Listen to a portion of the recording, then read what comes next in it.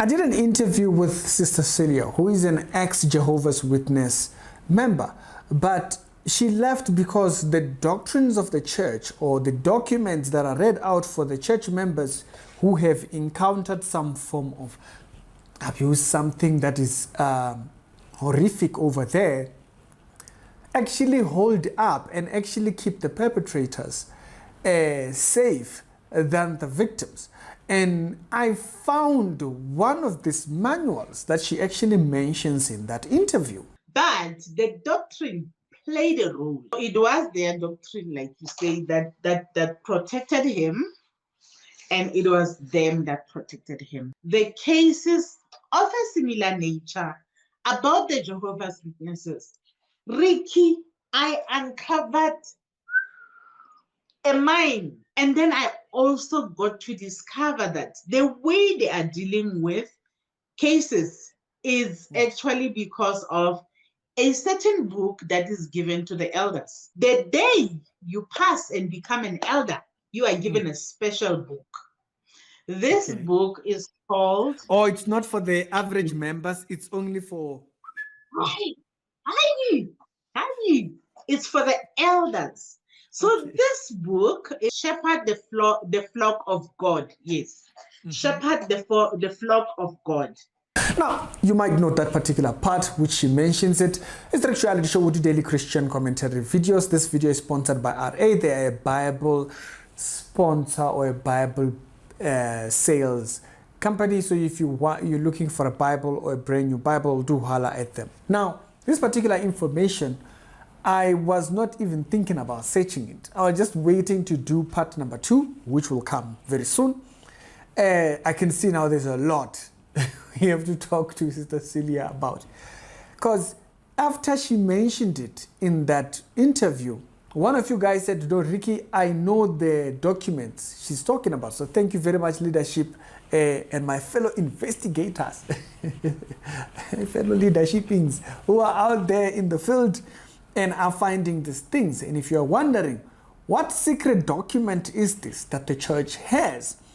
You will remember that she mentions that there is a book that is called Shepherd the Flock of God. When she mentions that book, I didn't know about the book. And one of you guys said this is the particular book that she's talking about. Now, did a little bit of read on it, a little bit of research online for people to kind of like recommend certain parts. And I found 1 or 2, 3 places which are very disturbing in this particular book. And I'm not calling this book a secret manual, a secret doctrine of the church. No, they literally put it that it's secret doctrine. And I'm going to show you that. As you can see, the detective is in charlatan gear. Okay. This is not my normal everyday outfit. This is only for filming purposes. When the detective is at work, the pages of the book that you are seeing up here. So in the first few pages, you don't even go too far. In the introduction of the book, point number 3 there, notice what it says. It says this publication is copyrighted and confidential. It is issued to each appointed elder. So this is particularly for the hierarchy. This is particularly for the Illuminati pyramid people who are up at the top up there. It's over the average. So there are Jehovah's Witness people that might not even know about this publication. This publication is meant for those ones up there. Listen to what they are saying, how secretive they are. They say, it is issued to an appointed elder. If an elder is deleted, meaning removed, or for reasons other than moving from another congregation with the favorable recommendation, okay, ye should turn over the publication to the congregation service committee to be destroyed. Yeah, so if you thought I was making it up that this document is a secret document, no, they literally put it there. They literally put it there that this is not documentations of the church that everybody is supposed to have access to. It's only for those people that are up there. It's only for the elites in this particular church. Now, other church members might know about it, but the Bible is the guideline for a church, not some special manual that Yal wrote, considering the things that it later on goes to say here. Okay, he says that this book is supposed to be destroyed. Okay, not and any electronic copies in his possessions should be deleted. So this publication shouldn't be heard by anybody outside them. How?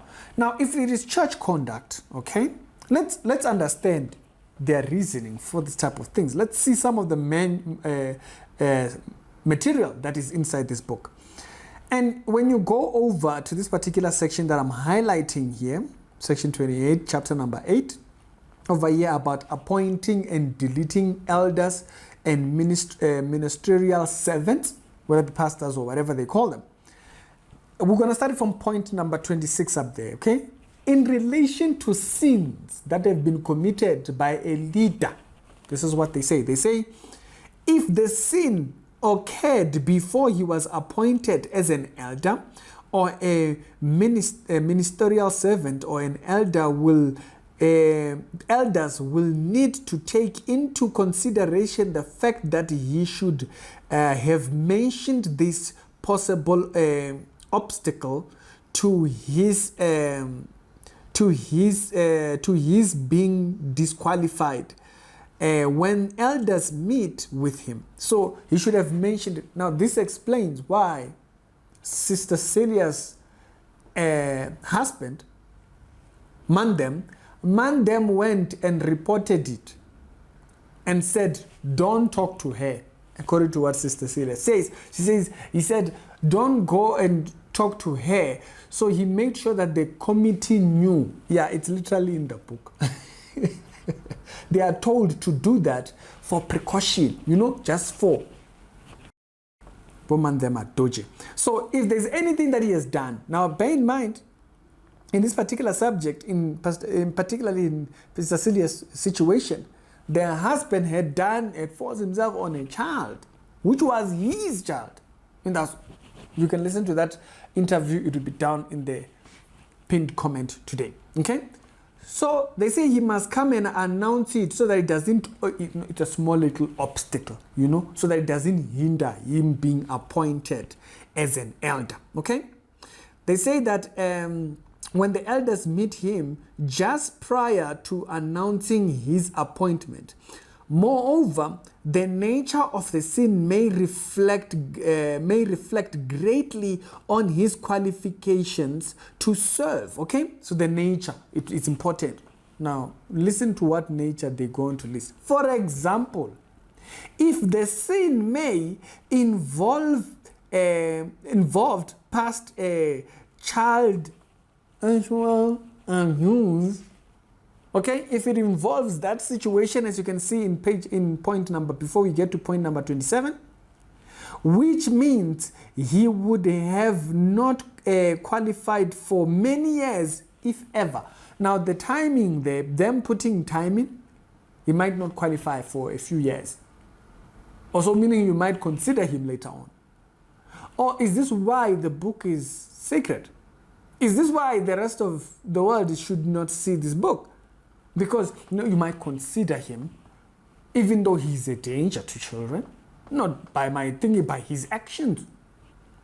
Child suffers up. We are getting the interviews down in the pinned comment, right? If ever, they say. So the example they even give, it shows that they pretty much don't care. They will dismiss anything. Oh no, there's actually a cherry on top if you think about it. And what do I mean when I say there's a cherry on top? If you go to this other section right here, particularly about these sins that Mandems might be getting involved in, okay? Which is just the next part. It says 27, if the wrongdoing, the thing that he has done, occurred within the past few years while he was serving, so there is the one which might have happened before he was an elder, but there's this one that he might have done when he is an elder now. He is a part of the church. Let's see how they respond this time. Okay? while he was serving as an elder or a ministerial servant, he is disqualified for serving as such, not being free from accusation.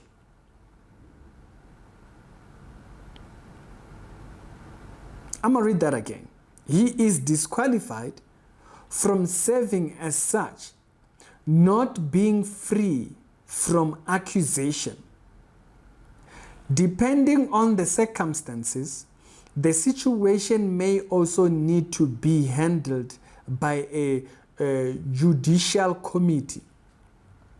So even if he did something while he was yet serving, and oh yeah, maybe a few years have passed, still might be considered or might be disqualified. Might be.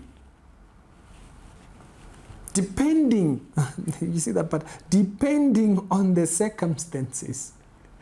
It's not a definite thing. Now you know why those churches are very slow in this particular area.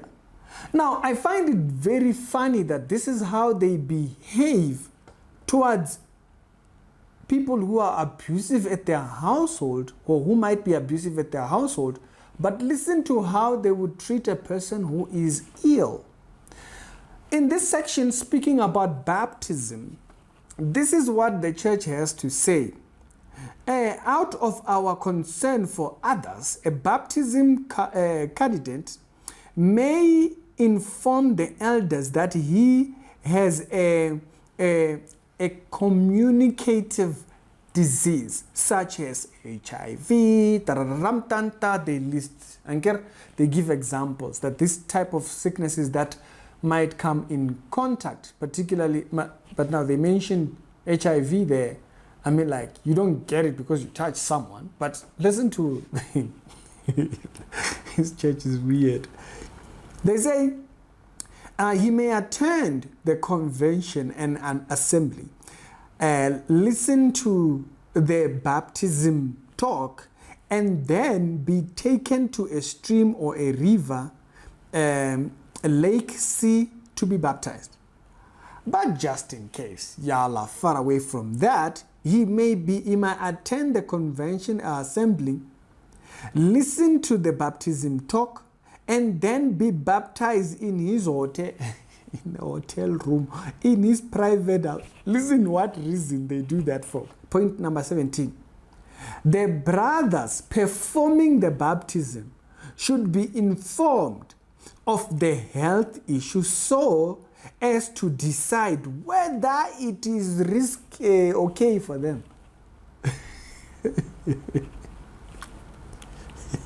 Whether it is whether this would be a risk that they would be willing to take. JW is a joke. It's a joke. These are the standards. This is the book that's been kept secret over there. This is the secret doctrine at JW that is held by the ministers up there.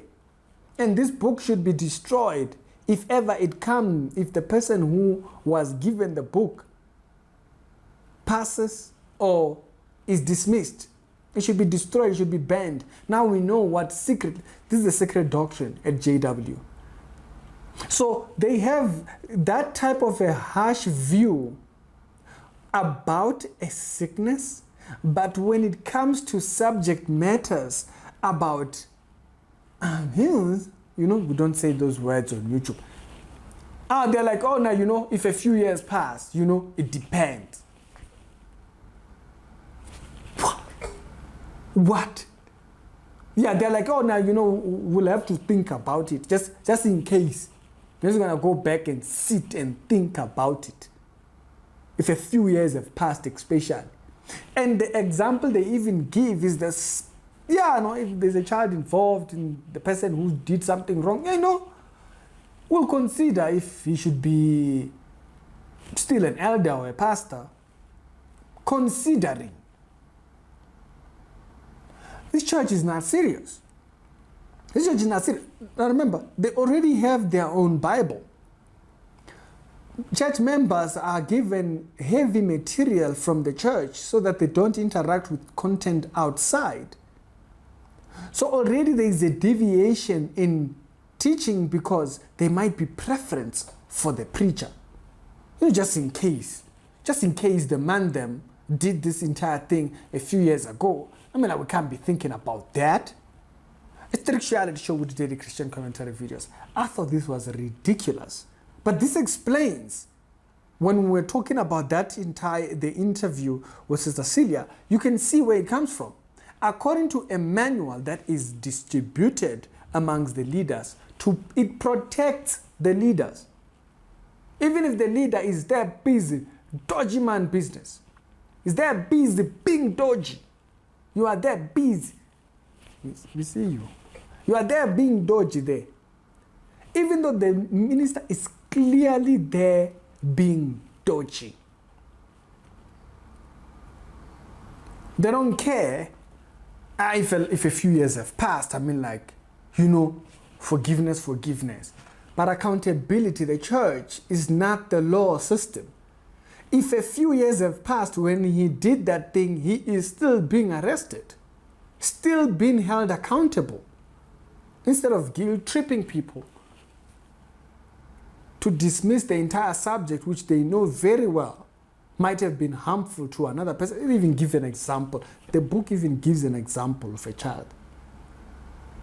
Absolutely absurd. The interview, down in the pinned comments.